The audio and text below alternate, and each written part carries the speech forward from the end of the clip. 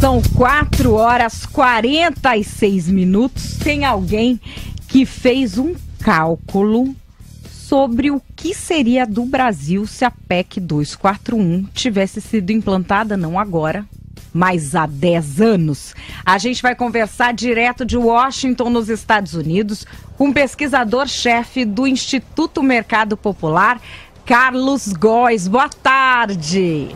Boa tarde, Madalene. Primeiramente, boa tarde para você, para o Carlos, para os ouvintes. Tudo é um prazer estar aqui. Eu sou grande fã. Não tem pano no rádio aqui, mas eu acompanho pela internet vocês, viu? Bacana.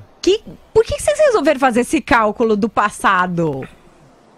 A grande ideia é o seguinte: tem várias simulações que foram feitas aí, mostrando quais seriam os impactos dos cortes nos gastos do governo, mas toda política pública ela tem custos e benefícios, né? Algumas pessoas mostraram os custos e a gente tentou mostrar também alguns dos benefícios. Então, isso informa o que a gente pode fazer no futuro. Então, analisar custos e benefícios ajuda a gente a saber o que a gente pode fazer daqui para frente, né? Então... Bom...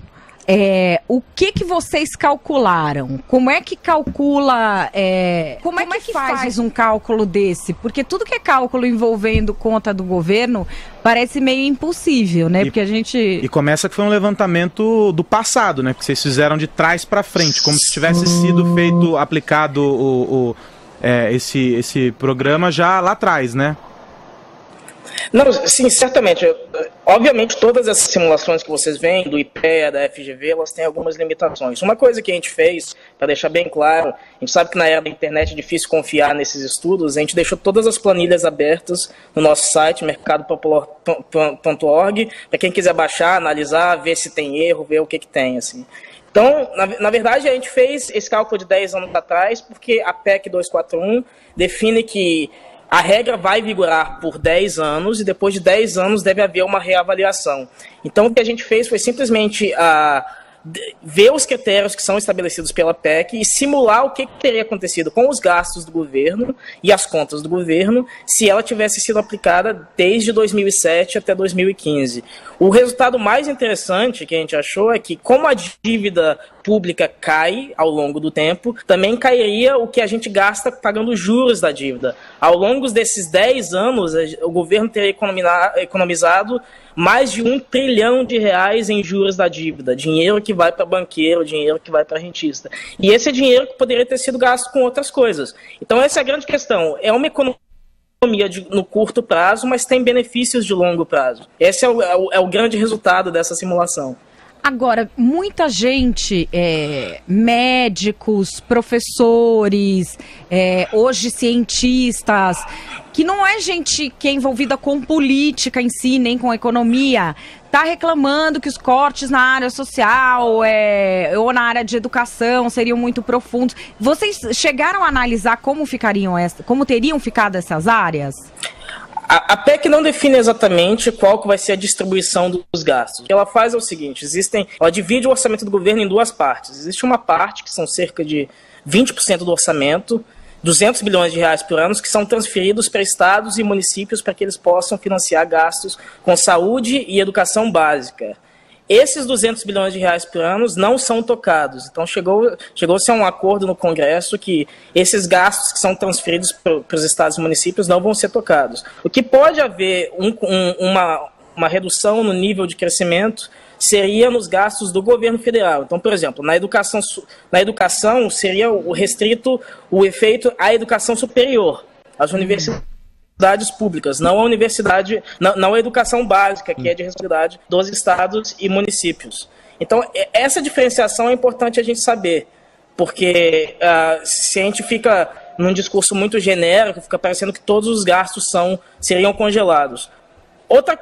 Outro ponto importante do nosso estudo é que a gente entende que essa PEC não é viável sem uma reforma nos gastos da Previdência Social. Fala-se muito sobre saúde, sobre educação, mas tem se esquecido que os gastos com a Previdência Social são cerca de 40% de todos os gastos do governo federal. Sem uma reforma na Previdência, não é viável a implementação dessa PEC 241.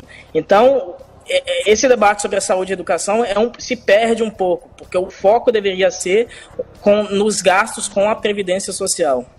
E o gargalo da Previdência é o que todo mundo fala, que é o que cresce o olho das pessoas, que é o funcionalismo público, ou não? O gargalo é um monte de pessoa que ganha pouquinho? Não, parte dele é o funcionalismo público. Então, assim, a gente precisa entender o seguinte: hoje em dia, o déficit da Previdência, os funcionários públicos são cerca de 5% do total de aposentados e eles correspondem a cerca de 50% do total do déficit da Previdência. Então, hoje em dia, ainda são os funcionários públicos, mas foi feita uma alteração, ainda sob o governo do PT, que ao longo do tempo, essa diferença vai ser diminuída.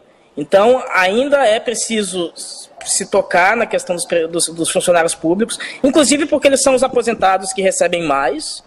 Então, os dois pontos principais da reforma da Previdência é a mudança, é o aumento na idade mínima de aposentadoria para 65 anos e seria também a contribuição dos inativos, dos aposentados.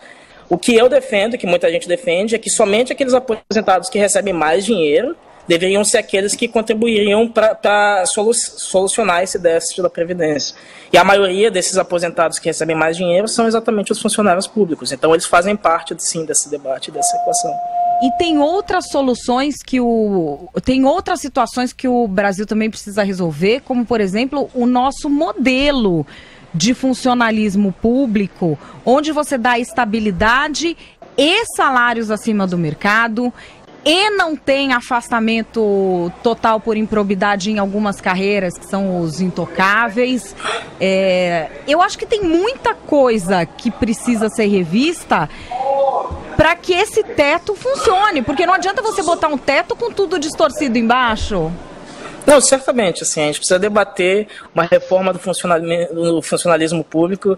É estranho no Brasil a gente pensar que quando alguém faz alguma coisa errada, a punição dele é ser compulsoriamente aposentado, né? Receber dinheiro sem trabalhar. Isso é uma coisa que certamente tem que ser debatida de uma forma mais profunda. Nas contas do governo, que a gente tem que pensar, as coisas mais importantes é esse equilíbrio entre gastos e receitas, e reformar a Previdência é uma parte muito importante disso. Mas uma vez que essa caixa de Pandora está aberta, certamente seria importante a gente debater uma reforma mais profunda do funcionamento do funcionalismo público. Uma coisa que eu não consigo entender muito bem, o pessoal está gritando que precisa de mais verba para isso, mais verba para aquilo, e que eu concordo com muitos dos pedidos que estão sendo feitos. Mas o que eu não consigo entender é de que forma que nós vamos conseguir progredir se a gente está gastando mais do que arrecada. Porque aí nós vamos ficar dando dinheiro para banco e para banqueiro forever. E nós não vamos dar dinheiro para escola, para creche, para criança, nós vamos dar dinheiro para banqueiro e acabou, e vai ser esse o nosso destino. Eu não sei se eu que entendo errado ou se tem um outro jeito de viver gastando mais do que arrecada um país. Eu não entendo essa gritaria, porque as pessoas falam que essa gritaria é da esquerda. Mas me parece que essa gritaria é muito do capital, né? Porque para o banqueiro que é ruim que o país deixe de dever, não é? Certamente existem, como eu disse no começo, existem custos e benefícios. Todo mundo queria que a gente investisse mais em saúde e em educação, mas a gente tem que entender que deve haver um equilíbrio entre gastos e arrecadação do governo. Então, senão a dívida explode. Uma vez que a dívida explode, a gente vai gastar mais com juros, vai dar mais dinheiro para rentista e vai sobrar menos dinheiro para a gente investir em saúde e em educação. Então, a gente tem que pensar não só nos benefícios de curto prazo, mas também nos benefícios de longo prazo. Estabilizar a dívida pública.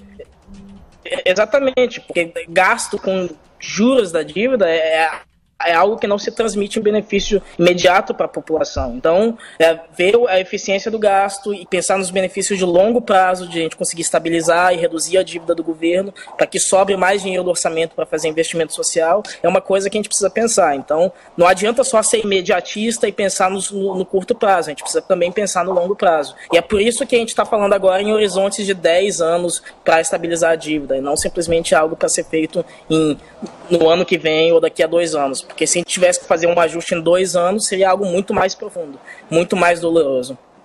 Esse é o pesquisador-chefe do Instituto Mercado Popular, Carlos Góes, falando com a gente direto de Washington. Valeu, viu? Obrigada. Obrigado. Tchau para vocês aí. Um abração. 4h56. Radioatividade. Radioatividade.